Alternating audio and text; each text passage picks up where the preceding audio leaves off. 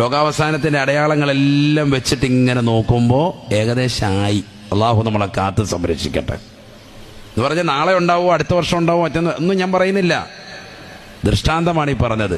ഇതെന്തായാലും നിങ്ങൾക്ക് ശ്രദ്ധിക്കാൻ വേണ്ടി ഒരു അടയാളം പറഞ്ഞാൽ സ്ത്രീകളും പുരുഷന്മാരും ഒക്കെ ഒന്ന് ശ്രദ്ധിച്ചോ, നെറ്റിലൊക്കെ ഒന്ന് പരതി നോക്കിക്കോ. റമദാനിൻ്റെ ആദ്യത്തെ ദിവസം എന്തുണ്ടാകും? ചന്ദ്രഗ്രഹണം. അതേ റമദാനിൻ്റെ തന്നെ, പിറ്റത്തെ അല്ല, അതേ റമദാനിൻ്റെ 15-ന് തന്നെ എന്തുണ്ടാവും? സൂര്യഗ്രഹണം ഉണ്ടാവും. ഇത് കഴിഞ്ഞാൽ ആര് വരും? ഇമാം മഹ്ദി വരുമെന്നാണ്. ഇമാം മഹ്ദി വരുമെന്ന് പറഞ്ഞാൽ ഇമാം മഹ്ദി ജനിച്ചു വീഴല്ല. ഞാൻ മുമ്പ് പള്ളിയിൽ നമ്മൾ അത് ഓരോ ഘട്ടം ഘട്ടമായിട്ട് ആഴ്ചകളോളം നമ്മൾ പറഞ്ഞിട്ടുണ്ട്. ഇമാം മഹ്ദിക്ക് എത്ര വയസ്സായിരിക്കുമെന്ന്? 40 വയസ്സായിരിക്കും. അപ്പം എന്ന് പറഞ്ഞാൽ ഇമാം മഹ്ദി റളിയല്ലാഹുവിന് ജനിച്ചിട്ടുണ്ടാകുമെന്നർത്ഥം.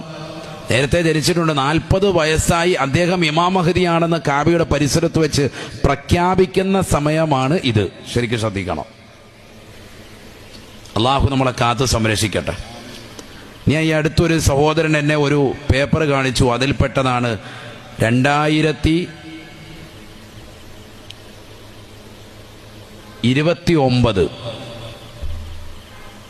2027 റമദാനിലാകും ഇത് ഇങ്ങനെ ഉണ്ടാകുന്നതെന്ന് പറയുന്നുണ്ട്. ഉസ്താദ് ഇത് ശരിയാണോ എന്നോട് ശ്രദ്ധിക്കാൻ പറഞ്ഞു. അങ്ങനെയാണ് ഞാനിത് പരതുന്നത്. പരതുമ്പോൾ നോക്കുമ്പോൾ